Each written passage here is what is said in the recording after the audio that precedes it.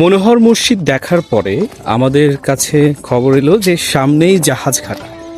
তো আমরাও টুকটুক করে এগোতে থাকি জাহাজ ঘাটার দিকে, গ্রামের মনোরম পরিবেশ দেখতে দেখতে। এখন প্রায় টানা দুপুর, একটু হাঁটতে কষ্ট হচ্ছে কিন্তু ভালো লাগছে। প্রায় অনেক দূর রাস্তা চলে এসেছি।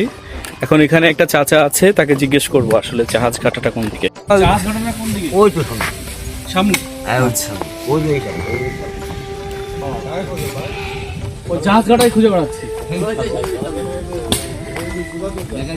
পশ্চিম দিকে আসার পরে যে জাহাজ ঘাটাটা সেখানে এসেছি, এখানে একটা ভাইয়ের সাথে দেখা। ওনার কথা বলবেন আসলে জাহাজ ঘাটাটা কোথায় ছিল। উনি যতটুকু জানেন ততটুকু আমাদের সামনে বর্ণনা করবেন। নামটা কি ভাইয়া আপনার? আমার নাম মোহাম্মদ শাহিন কাজী। শাহিন কাজী, ঠিক আছে। আপনি যতটুকু জানেন জাহাজ ঘাটা সম্বন্ধে একটু কাইন্ডলি আমাদেরকে জাহাজ ঘাটা সম্পর্কে যেটুকু জানি, এখানে আপনার ওখানে নাকি পুরনো আগে জাহাজ লাভতো ঘাট ছিল, ঠিক আছে। ওখানে অনেক মালপত্র লাভাইতো, ঠিক আছে। এই হিসেব করে ওখানে জাহাজ ঘাটাটা তৈরি হয়েছে যেহেতু। আর এখানেও একটা ঘাট ছিল, এখানেও নাকি মুরব্বীদের কাছে শুনেছি হ্যাঁ, এই যে সামনের যে এটা, এখানে কলা বাগান হয়ে গেছে। হ্যাঁ, এখানে একটা কলা বাগান হয়েছে। আর নিচে গাং আছে, বুড়ি গাং। নিচে নামটা কি, ওইটার নাম কি? বুড়ি গাং নাম হচ্ছে বুড়িগাং নাকি বুড়ি ভৈরব? কোন? ভৈরব নদী বলে কিন্তু বুড়িগাঙ্গে পরিচিত। ও আচ্ছা আচ্ছা, ওইবারে ভৈরব নদী যেটা যশোর থেকে এসেছে। যশোর থেকে আপনার একদম আপনার ওই যে বর্জার বাওয়ারের সাথে এটা একদম কানেক্ট। বুড়ি ভৈরব আমরা যার নাম বলি এক কথায় এটা। আর এটা সোজা এই রাস্তা চলে গেল আপনার জাহাজঘাট, ওই যে সামনে 2-3 মিনিট গেলে জাহাজঘাট পাবেন, সামনে পাবেন। এই সোজা রাস্তা একদম। রাস্তাটা হয়নি, রাস্তাটা হলে খুব ভালো হইতো। এই রাস্তা আমাদের বৃষ্টি কাটার মধ্যে খুব সমস্যা হয়, লোকজনের যাওয়া আসা চলাফেরা খুব সমস্যা। ওই ঘাটের কোনো চিহ্ন বা কোনো কিছু আছে আপাতত ওখানে? হ্যাঁ হ্যাঁ, ওখানে আছে, ওখানে সব চিহ্ন করা আছে আপনার ঘাটের সবকিছু। ওখানে মানুষ আমরা ঈদের নামাজও পড়ি ওখানে, ওখানে ঈদের নামাজও পড়ি। আচ্ছা ঠিক আছে, আপনাকে অনেক ধন্যবাদ। আমরা সেখানে যাচ্ছি। বারোবাজার মূলত নদীকেন্দ্রিক এক প্রাচীন বাণিজ্য কেন্দ্র হিসেবে পরিচিত। ইতিহাসবিদদের মতে এই এলাকা জাহাজ ঘাটার সূত্রপাত হয় মুঘল আমল থেকেই। তখন নদীপথই ছিল যাতায়াত ও ব্যবসার প্রধান মাধ্যম, আর বারোবাজার ছিল আশেপাশের জনপদগুলির জন্য গুরুত্বপূর্ণ একটি নদীবন্দর। মুঘল ও পরবর্তীকালে নবাব আমলে এখানকার ঘাট দিয়ে নৌকা ও পালতোলা জাহাজ করে চাল, পাট, লবণ, গুড়, মশলাসহ নানা পণ্য আনা নেওয়া হতো। দূর দূরান্তের ব্যবসায়ীরা নদীপথে এসে বারোবাজারে ভিড়ত, ফলে জায়গাটি ধীরে ধীরে একটি জমজমাট বাজারে রূপ নেয়।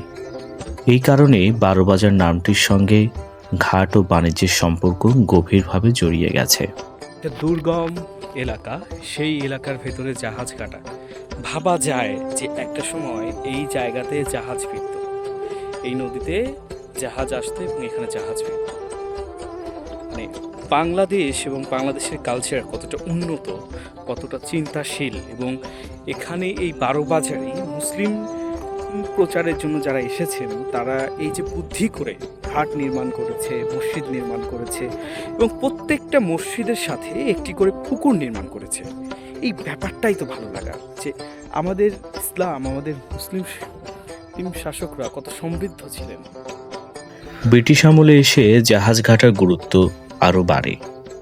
পাট রপ্তানির সময় এই ঘাট ব্যবহার করে পণ্য বড় নদী ও পরে সমুদ্র বন্দরের দিকে পাঠানো হতো।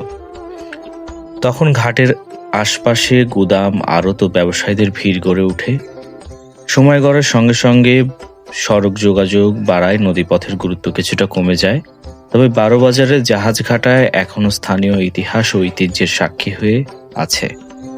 আজও বয়স্ক মানুষদের মুখে শোনা যায় কিভাবে একসময় এই ঘাট ছিল এলাকার প্রাণকেন্দ্র, যেখানে সকাল থেকে রাত পর্যন্ত নৌকার মানুষের ভিড় লেগে থাকত। আমি এখন বসে আছি সেই বারোবাজারের বিখ্যাত জাহাজ ঘাটায়। আপনারা দেখতে পাচ্ছেন আমার পেছনে এবং আমি যেখানে বসে আছি এটা হচ্ছে জাহাজ ঘাটার ভিড়।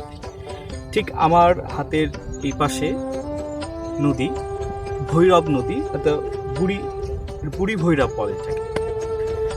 তো আজকে সারাদিন ঘুরলাম, সারা বারোবাজারে যত মসজিদ আছে, কবরস্থান আছে, মুসলিম পুরাকীর্তি আছে, সবগুলোই ঘুরে ঘুরে দেখলাম।